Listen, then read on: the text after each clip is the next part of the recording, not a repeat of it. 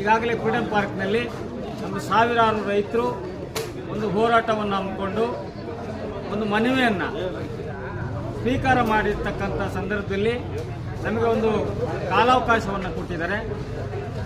ಇನ್ನು 25ನೇ ತಾರೀಕುವರೆಗೆ ಕಾಲಾವಕಾಶವನ್ನು ಕೊಟ್ಟು ಸಚಿವರು ಮತ್ತು ನಮ್ಮ ಭೂಮಿಗಳನ್ನು ಸರ್ವೆ ಮಾಡ್ತಕ್ಕಂಥ ಕೆಲಸವನ್ನು ಮಾಡ್ತೇವೆ ಅಂತ ಹೇಳಿದ್ದಾರೆ. ಅದನ್ನು ಒಂದು ವೇಳೆ ಮಾಡಿಲ್ಲ ಅಂದರೆ 25ರ ನಂತರ ಯಾರು ಏನೇ ತಿಳ್ಕೊಂಡು ಭಾಳ ವಿಭಿನ್ನವಾದ ಹೋರಾಟ ಇರ್ತದೆ.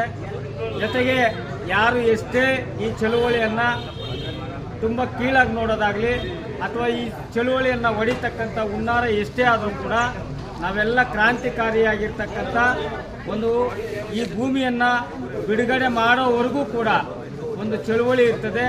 ಹಾಗಾಗಿ KDB ಅಧಿಕಾರಿಗಳು ಈಗಾಗಲೇ ಆನೇಕಲ್ ತಾಲೂಕಲ್ಲಿ 4-5 ಭಾಗದಲ್ಲಿ ನಾವು ಭೂಮಿಯನ್ನು ವಶಪಡಿಸಿಕೊಂಡ್ರೂ ಕೂಡ ಜನ ಮಲಗಿದ್ರು ಅಂತೇಳಿ ತಿಳ್ಕೊಂಡಿದ್ರು.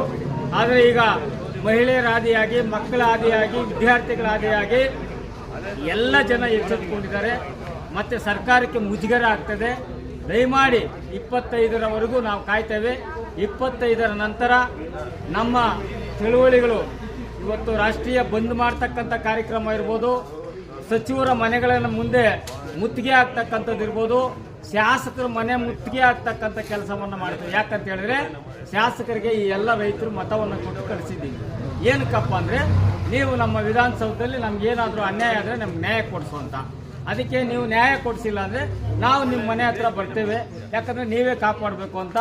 ಹಾಗಾಗಿ ಇಂಥ ಮುತ್ತಿಗೆ ಕಾರ್ಯಕ್ರಮಕ್ಕೆ ಆಹ್ವಾನ ಏನು ವೇದಿಕೆಯನ್ನು ಕಳಿಸ್ಕೊಡ್ತೀರಾ, ರೈತರ ಭೂಮಿಯನ್ನು ಬಿಟ್ಕೊಡ್ಬೇಕು ಅಂತಕ್ಕಂಥದ್ದನ್ನು ನೀವು ಮಾಡಬೇಕು ಅಂತ ನಾಳೆ ಹುತಾತ್ಮ ದಿನಾಚರಣೆ ಅಂಗವಾಗಿ ಆಮೇಲೆ 13 ದಿನಗಳಿಂದ ಇಲ್ಲಿ ಮಾಡ್ತಾ ಇದ್ದೆ. ನಾನು ರಾತ್ರಿ ದೂರವಾಣಿ ಕರೆ ಮಾಡಿದ್ದೆ. ಈ ಸಂದೇಶವನ್ನು ಸರ್ಕಾರದ ಮಟ್ಟಕ್ಕೆ ಮಾಡ್ತಕ್ಕಂಥ ಯಾರಪ್ಪ ಅಂತ ಹೇಳಿದ್ರೆ ಇಲ್ಲಿನ ಸ್ಥಳೀಯ ಅಧಿಕಾರಿಗಳು, ವಿಲೇಜ್ ಅಕೌಂಟೆಂಟ್ ಏನು ಮಾಡ್ತಾ ಇದ್ದಾನೆ 13 ದಿನದಿಂದ